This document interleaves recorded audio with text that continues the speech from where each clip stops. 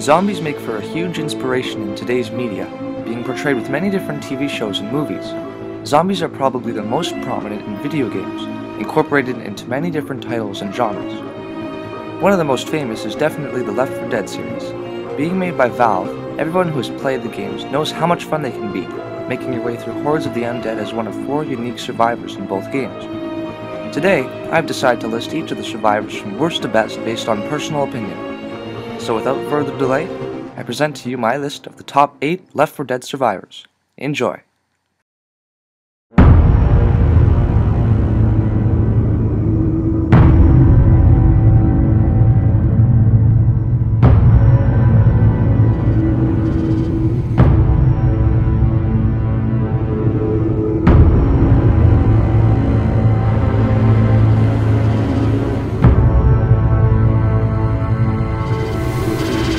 I bet everyone saw this coming. Rochelle. Rochelle is not a fan favorite among the Left 4 Dead community. Many players tend to dislike her for her blandness, and overall not having that much to offer as a character. She really has no backstory unlike the other ones. All we know about her is that she works for a news station, not much else. While she does care for her teammates and offers support, there's just nothing significant about her that stands out. She isn't necessarily a bad character, but she could have been definitely a lot more interesting.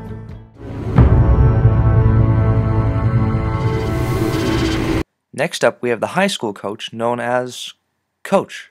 Real imaginative name. Coach acts as most of the muscle for the Left 4 Dead 2 survivors group, using all of his brawn to keep the infected at bay. He is also the strongest survivor of the entire series. In the opening cinematics, he's seen using heavy weapons like chainsaws, and as an AI, will most likely select the heavier weapons to use in the campaign. The reason he isn't higher isn't that he's a less interesting character, just that he doesn't stand out for me as much as the rest do. He's still a cool addition to the cast, but I think the others have a lot more notable traits and personalities. Even so, none of them could ever match the strength of a one-man cheeseburger apocalypse.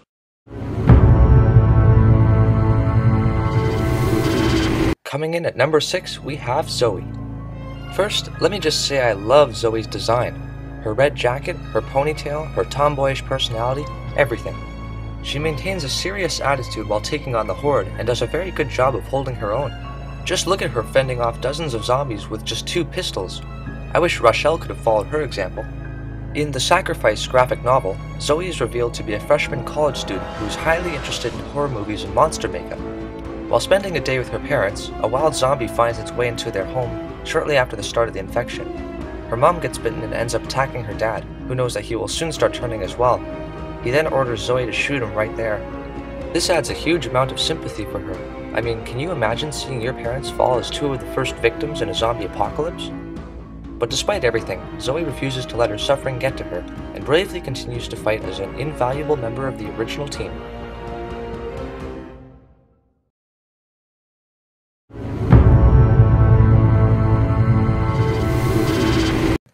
Ah yes, who could overlook Nick? Hell, damn, goddamn bullshit, tits, bitch, my ass, foul, ass, bitch, shit, asshole. Nick is your stereotypical con artist, get-rich-quick kind of guy. Right from the start, he still has a strong attraction for money.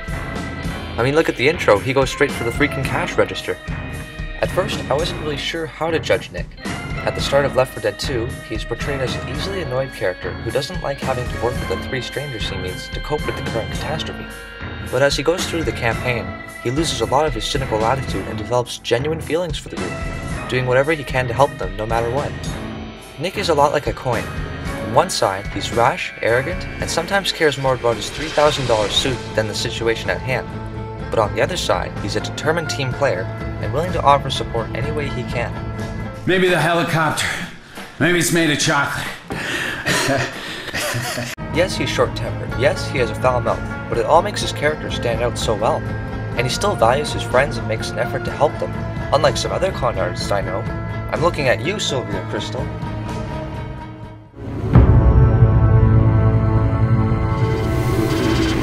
Next up, we have Bill Overbeck, the Vietnam veteran. Being the oldest character there is, Bill has plenty of wisdom to offer to his fellow survivors. He uses all of his fighting knowledge from the war to bring the heat to the infected. The thing I like most about Bill is that he knows things could be worse off for him, and because of his age, uses most of his resources to care for the rest of the team.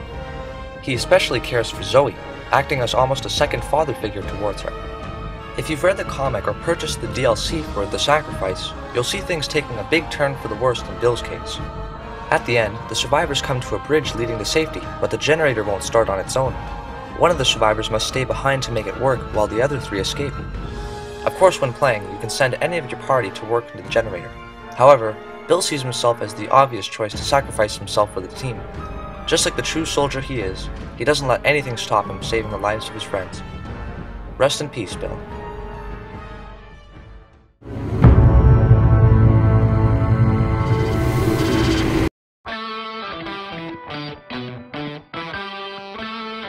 This is gonna be good. Francis is just the textbook example of a zombie apocalypse survivor. He has the rugged look, knows how to use guns, and has no trouble with dispatching hordes of infected. While his rough and tough biker design does look a bit cliché, his personality more than makes up for it. While he can be a bit of a smart mouth sometimes, he remains defensive of his teammates when the time calls for it. When the apocalypse first started, everybody else tried to find shelter. Francis grabbed a pistol and had himself a night of fun. So if he's such an effective team member, then why is he only number 3? Well, he does tend to be very stubborn, insisting that the zombies are actually vampires, as well as sometimes trying to act as the official group leader instead of Bill. Another thing you should know about Francis, he hates everything. No, I mean it, everything.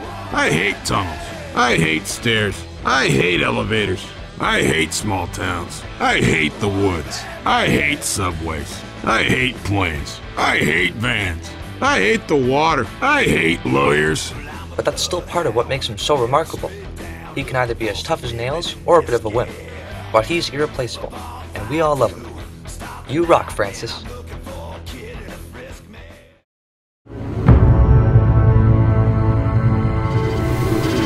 Kill all sons of bitches.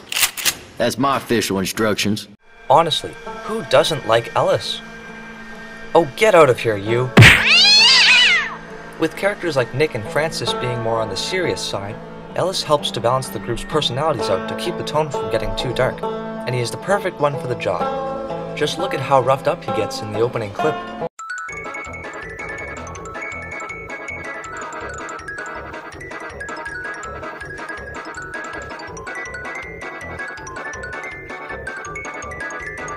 And despite all of this, Ellis still manages to retain a positive, optimistic attitude. And really, what's not to like about Ellis? He loves horses, speaks in a cool accent, and he has a hat! I'll give you $1 million for that hat! Another thing that makes Ellis so likable is his affection towards Zoe when he first sees her in the passing. His cheerfulness and often goofiness just adds so much emotion to a game full of zombies and death, and definitely makes him one of the more respected characters. After Bill, Ellis for me is probably the most desirable to have around in a zombie apocalypse. He's tough, determined, but also has a heart, and that's exactly one of the things you'll need to survive.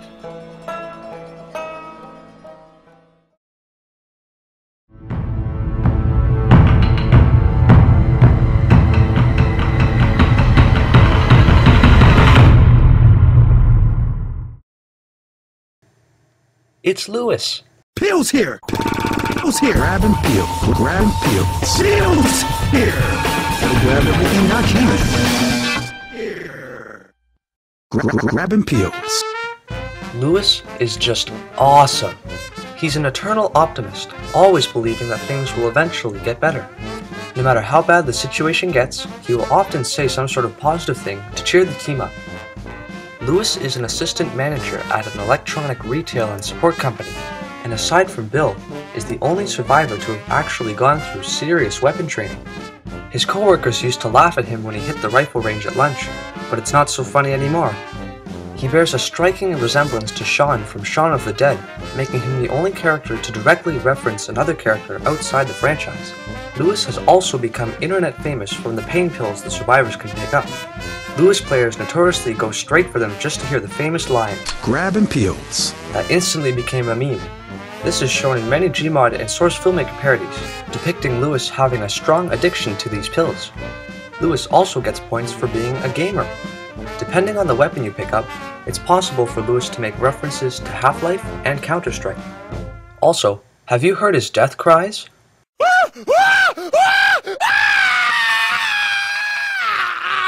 As unique as each of the survivors are, none of them can hold up to Louis.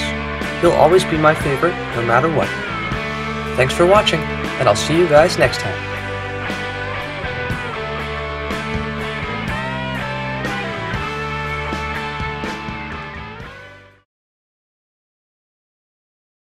Where the hell did all these vampires come from?